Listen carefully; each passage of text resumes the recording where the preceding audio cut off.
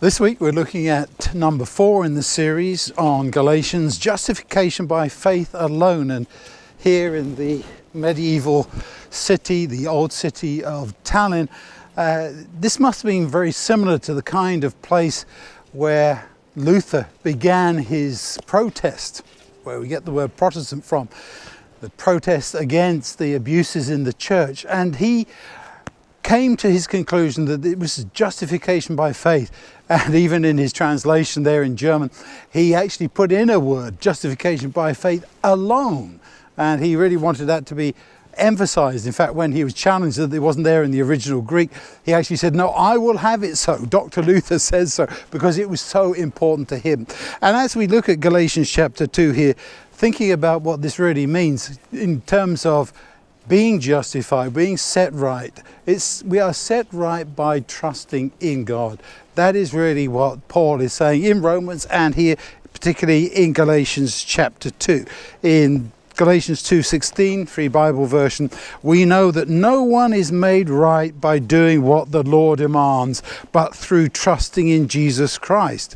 We believed in Christ Jesus so that we could be made right by trusting in Christ and not through doing what the law says, because nobody is made right by observing the requirements of the law. And when you think about what that really means in terms of a Pharisee of the Pharisees, as Paul was, somebody who really emphasized the importance of law in life, to him to say at the end of that verse there that nobody is made right by observing the requirements of the law, that really is stunning. But when you think about it, it does make so much sense. By observing the law, does that make you good? Does that make you right? It simply makes you, as we'd say in a court of law, not guilty. You haven't actually broken the law, you have no infraction, but it doesn't actually make you good.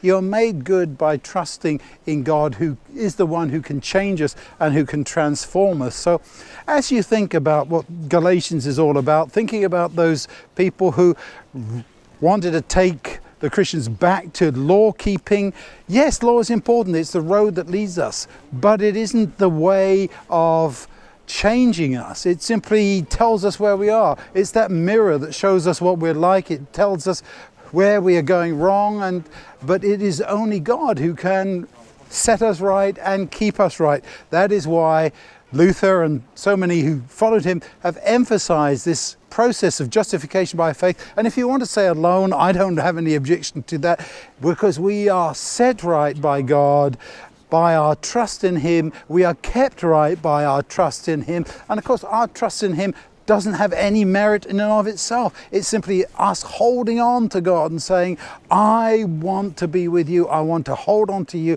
I want your Spirit to change me, to transform me from within, and to help me on the way to the kingdom. Please be the one who transforms me so that I can be like you, so I can live following the way that you say is right, because I agree that right is right and wrong is wrong.